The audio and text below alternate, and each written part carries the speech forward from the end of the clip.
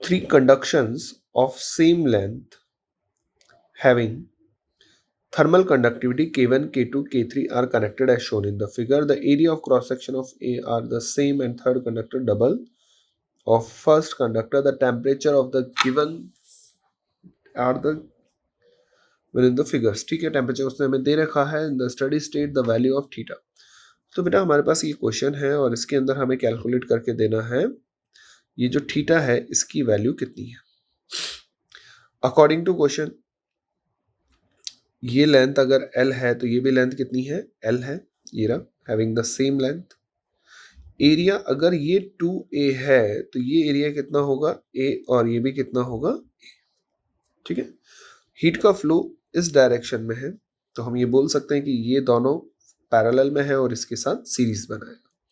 तो हम इसको थर्मल रेजिस्टेंस की हेल्प से सॉल्व करते हैं. पहली बात तो थर्मल रेजिस्टेंस का जो फॉर्मूला होता है वो कितना होता है हमारे पास, L/KA.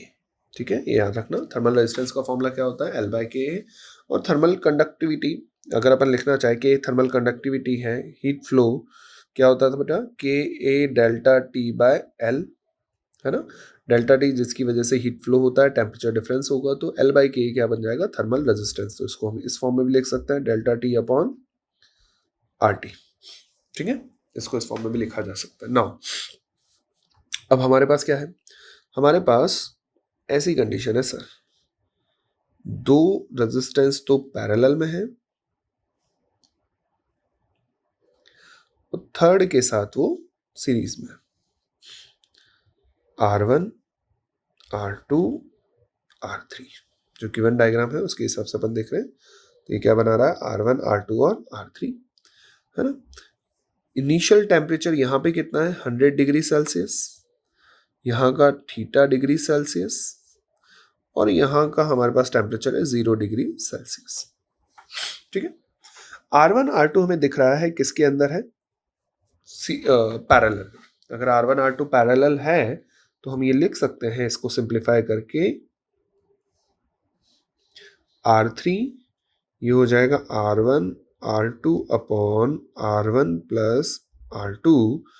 यहाँ पे 100 डिग्री सेल्सियस है और यहाँ पे 0 डिग्री सेल्सियस है. हमें थीटा कैलकुलेट करना है. हमें पता है इस पूरे रास्ते में करंट सेम रहने वाला. Current means heat current. अगर सर हीट करंट सेम रहेगा तो हम क्या कर सकते हैं, हम दो फंक्शन बना सकते हैं. कौन सा फंक्शन, देखो, Q की वैल्यू आप किसी से भी लिखो, फर्स्ट वाले से लिखें. फर्स्ट वाले से कैसे, delta T 100 minus theta divided by R. R कितना हो गया, R1 R2 upon R1 plus R2 equals to, आगे वाले को बोलेंगे थीटा माइनस 0, है ना, R3 की हेल्प से लिख रहे हैं अपन, डिवाइडेड बाय R3 लिख सकते हैं. तो यहाँ से अब थीटा कैलकुलेट अपना करा जा सकता है. थीटा कैलकुलेट करने के लिए हमें थोड़े से सिंप्लीफिकेशंस करते हैं. जो डाटा गिवन है वो डाटा का यूज करेंगे. पहले लिखते हैं R1. R1 कितना होगा बेटा, R1 equals to L/K1A. R2 equals to L/K2A. Then R1 हम यहीं पे कैलकुलेट कर लेते हैं, R1 R2 upon R1 plus R2. R1 R2 upon R1 plus R2. R1 R2 कितना हो जाएगा, L/K1A L/K2A divided by L/A अंदर कितना हो जाएगा, 1/K1 plus 1/K2. L/A cancel हो जाएगा, हमारे पास क्या रहेगा, L/K1 K2A. और यहाँ पे क्या रहेगा बेटा, हाँ अगर हम इसका एलसीएम लेंगे तो K1 K2 और यहाँ पे आ जाएगा K1 plus K2 divided by K1 into K2. K1 K2 cancel हो गया, so it's L/A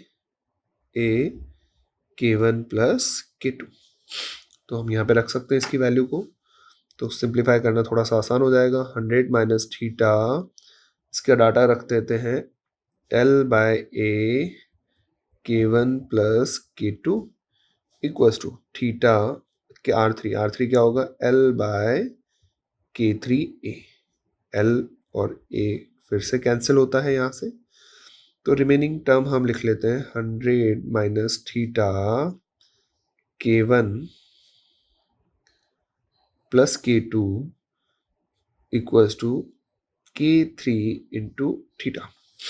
bracket open करेंगे, 100 K1 प्लस K2, हम सिंप्लीफाई कर लेते हैं, K1 प्लस K2 का डाटा रख लेते हैं, शायद थोड़ा सा आसान हो जाएगा। तो ये 100 minus theta according to question K1 is 60 and K2 is 120. So 60 plus 120 and K3 is 135. 135 theta. So 100 minus theta into 180 equals to 135 theta. हम कैंसिल करेंगे तो 45 से ये 3 और 4 टाइम कैंसिल हो जाएगा। नाउ टू सिंप्लीफाई दिस हम यहीं पे सॉल्व कर लेते हैं इसे। तो ये हो जाएगा 400 minus 4 theta equals to 3 theta and